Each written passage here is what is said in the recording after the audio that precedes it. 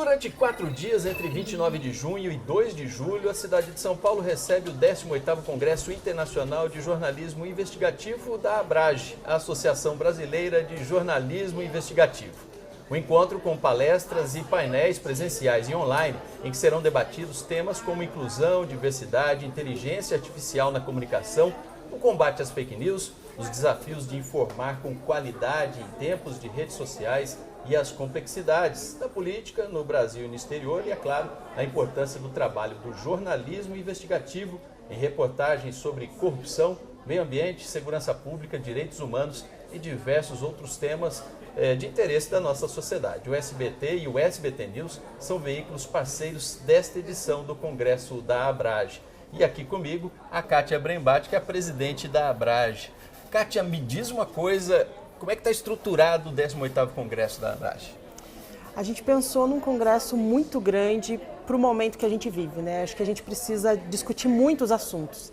Então, como a gente tinha muita coisa para discutir, a gente teve que distribuir isso em praticamente 100 palestras, cursos, oficinas, muito variadas. Então, a gente tem desde a guerra Ucrânia-Rússia, até as questões muito regionais, né, dos problemas que estão afetando as cidades. Então, não dá só para a gente olhar para fora, a gente tem que olhar para dentro. E dentro do Brasil, a gente tem muitos temas. A gente tem meio ambiente, educação, segurança pública.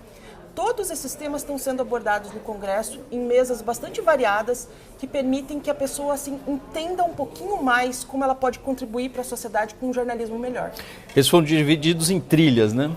Isso, a ideia foi que se a pessoa quer acompanhar uma trilha, por exemplo, ela quer entender as lógicas de meio ambiente, como cobrir meio ambiente pela perspectiva de jornalismo de dados, por exemplo, né, usando georreferenciamento, mapeamentos, mas depois ela quer entender as realidades locais, daí depois ela quer falar do Cerrado, da Mata Atlântica. Então, se ela quiser seguir a trilha de meio ambiente, ela tem várias atividades dentro daquela trilha. Se ela pretende variar, também ela pode, né? Então, num horário está em política e no outro está em violência nas cidades, por exemplo, né? Então, não é obrigatório seguir a trilha, mas a gente pensou na ideia de trilha porque a gente tem muitos profissionais especializados que vêm para o Congresso para aprimorar seus conhecimentos, né? Para trocar muito com outros profissionais e eles gostam de seguir aquela trilha também. E é tudo para facilitar o participante que participa presencialmente e online também.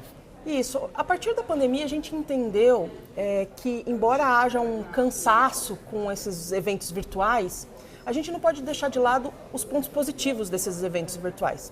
A verdade é que nem todo mundo consegue vir para São Paulo, pagar uma passagem aérea ou ficar 3 dias num ônibus, né? Como tem vários dos participantes que estão com a gente aqui, por exemplo, que ficaram 3 dias num ônibus para chegar aqui, né? E quando você oferece conteúdo online, você chega a lugares que você não chegaria.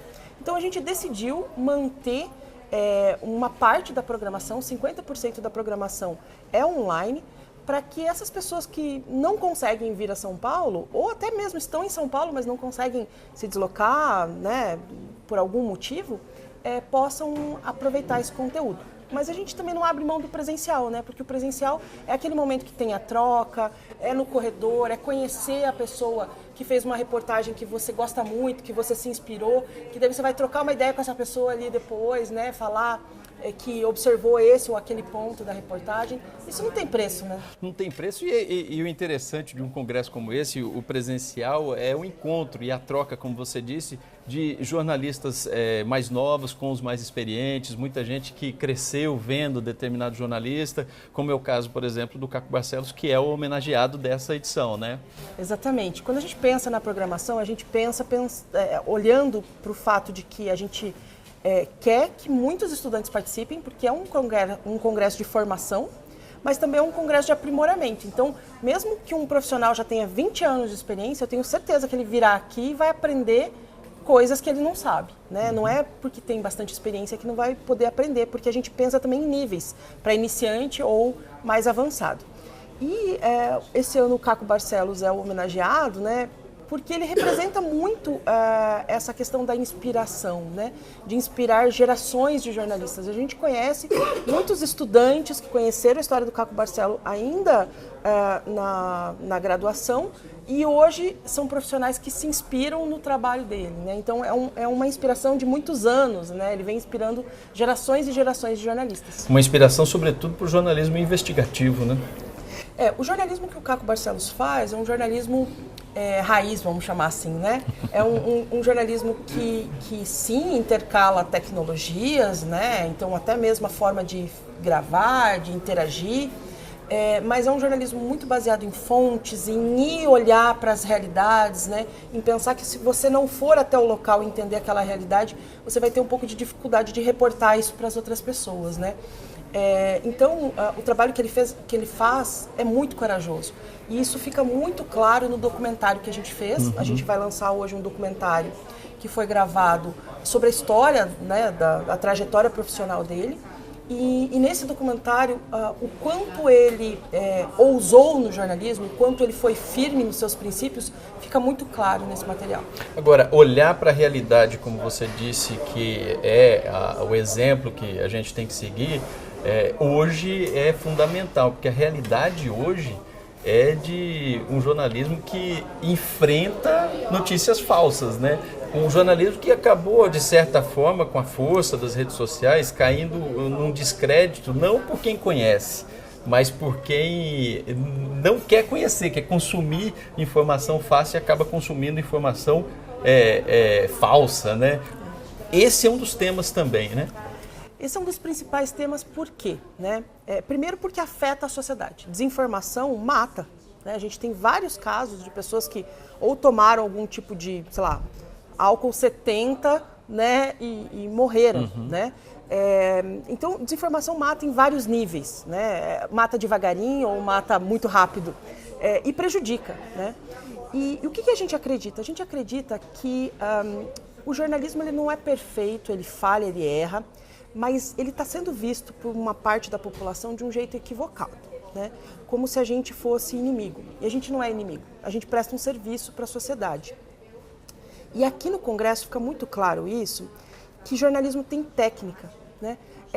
Muitas pessoas acham que podem ligar o celular e sair fazendo jornalismo. Elas podem se comunicar. Se comunicar é diferente de muito fazer diferente de fazer jornalismo. Com apuração, com critério, isso, com ouvir os dois lados. Isso, né? Se preocupar se isso pode ou não pode ser divulgado, por exemplo, assim, informações que afetam crianças, né?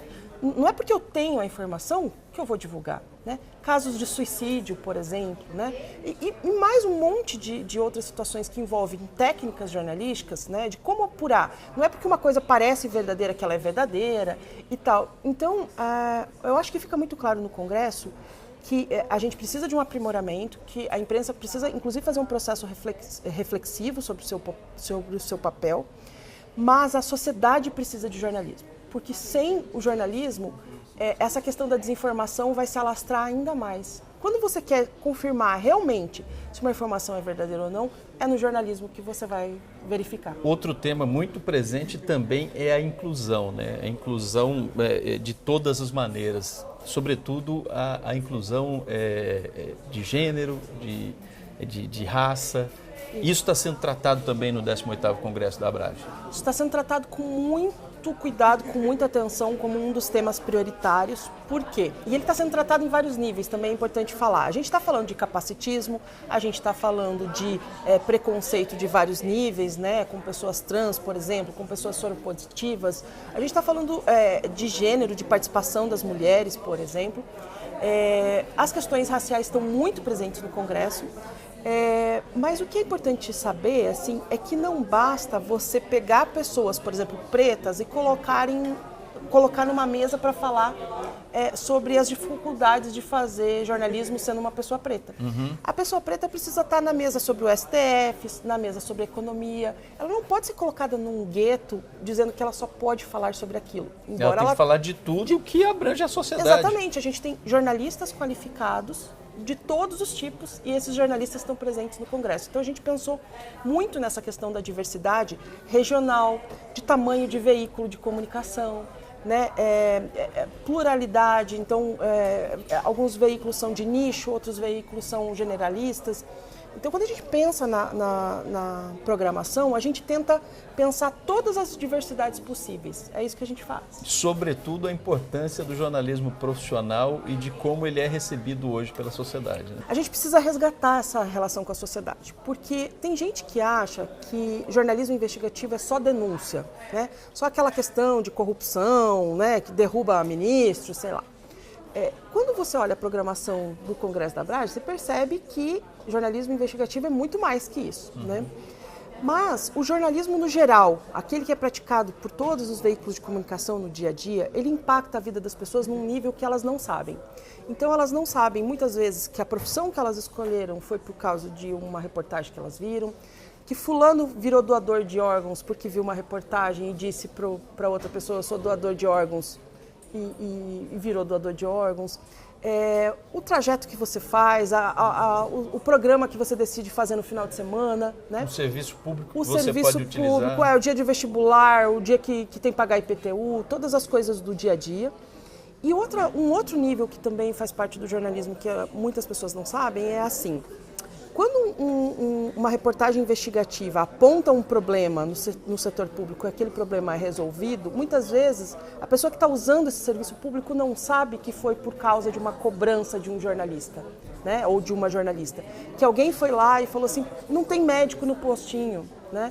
Ou então, quando um desvio é mostrado e esse dinheiro passa a ser usado em serviços públicos, as pessoas também não sabem que isso é em decorrência do jornalismo, né? Então, são vários níveis em que o jornalismo é importante na vida das pessoas no dia a dia.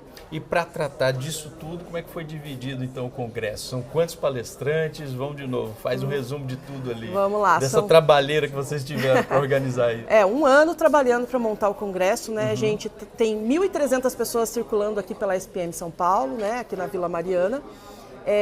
Dessas 1.300, 318 são palestrantes, mediadores, oficineiros, né, estão dando curso, são pessoas que estão dando curso. Nesta quinta, sexta e sábado, né, 3 dias, 29, 30 e 1º de julho, é o congresso mesmo, com palestrantes internacionais, inclusive, né, palestrantes da África, dos Estados Unidos, de vários países participando. E no domingo a gente tem o domingo de dados, né? Que daí ele é mais técnico, mais focado, porque no decorrer do tempo a gente foi percebendo que existiam algumas pessoas que tinham necessidade de um conhecimento mais aprofundado, né? No domingo de dados, e que a gente podia fazer uma relação não só com jornalistas, mas também com programadores e tal. Então a gente fez essa programação de domingo de dados que está no 5º ano, já é o 5º ano do domingo de dados. Kátia Brembati, obrigado pela entrevista aqui no SBT News. E que seja um sucesso, que já está sendo um sucesso, o 18º Congresso da Abrage. Que bom, eu agradeço muito a participação de vocês aqui, né? Conto com essa divulgação, para essas informações chegarem à sociedade. E para a gente é muito legal contar com o SBT News e com o SBT como os nossos parceiros aqui. Muito obrigado. SBT News no 18º Congresso Internacional da Abrage.